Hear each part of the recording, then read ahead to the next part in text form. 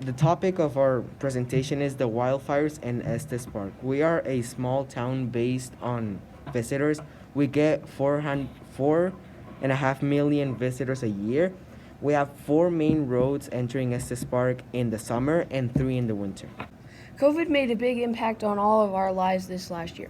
We know COVID also had an impact on our firefighters, fighting the wildfires to save our town. While Estes Park is a small mountain town, we've had some really bad natural events. For example, there was the flood in 2013, and we are a dry environment and in a drought right now. We do have some small wildfires that occur during the year, but they don't get as big as the wildfires this fall. We've heard that our flooding risk is high this spring and summer. Facts about the Cameron Peak Fire and Troublesome Fire. Communities near the fire, the Cameron Peak Fire, included Estes Park, Red Feather Lakes, Crystal Mountain, Storm Mountain Lake, Rustic, Pingree Park, Buckhorn, Pooter Canyon, The Retreat, Glenhaven, Cedar Park, Colorado State University Mountain Campus, and other private housing ranches and camps. 232 miles of suppression repair work is in progress to return impacted areas to pre-fire conditions. 108.6 miles of dozer line and hand line, 123.4 miles of road, 317 additional areas used for staging, helicopter landing spots, safety zones, drop points, etc. The East Troublesome Fire, in 10 days, the fire had burned more than 190,000 acres. On October 31st, the fire grew from 30,000 acres to 170,000 acres in 24 hours.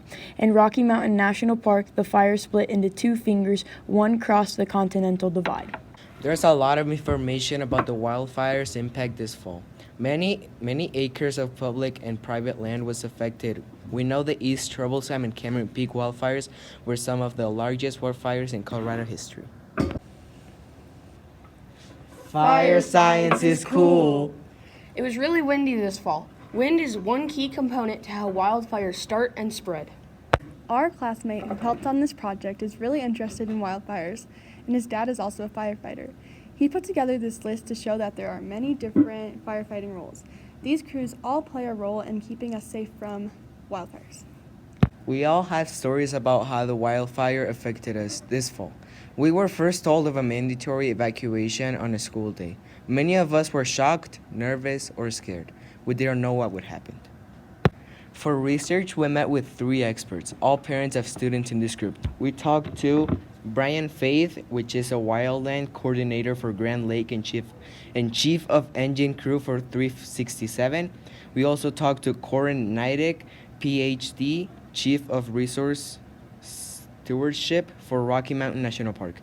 And we also talked to Dave O'Brien, law enforcement ranger for Rocky Mountain National Park. We learned a lot from our guest speakers. For example, they all said our community can improve, how we prepare our homes and businesses, and how we educate the community. Fire mitigation and education are two important ways we can prepare for wildfires. As a group, we brainstormed things we could do for this project. We then voted on our favorite solution. Our group decided to do the farmers market idea. We would like to reserve a table and hand out information on fire safety and evacuation preparation. We would also plan on having games and prizes at our table.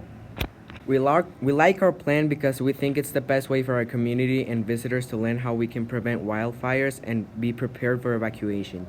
All three of our guest speakers said that outreach and education were important. We want to inform others about the resources that are available to them. We are concerned that visitors may be the most unprepared for wildfires because they may not know what resources the community has. We like our plan because we think it can inform a lot of people. The farmers market is a very busy place during the summer months, and both residents and tourists go to the market. We think people are more likely to stop and talk to younger students than they are to talk to adults. We also think that having games and prizes would be a good way to get people to stop at our table and learn about wildfire safety. We made our budget around the potential prize earnings for this competition. We thought prizes would encourage people to stop by our booth. Though we have these items budgeted, we would like to get some donations. We might be able to reduce the cost of our solution. We know that our estimated cost for our prize might vary depending on current retail prices. We know that we could have to stick to the budget.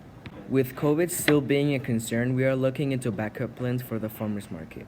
There might be restrictions on group sizes at the farmers market.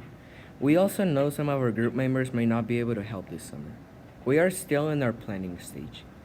If we cannot do the farmers market, there are other events we might be able to join. For example, the fire department does an annual summit fundraiser, or we might be able to do something in the fall. Thank you for watching our presentation.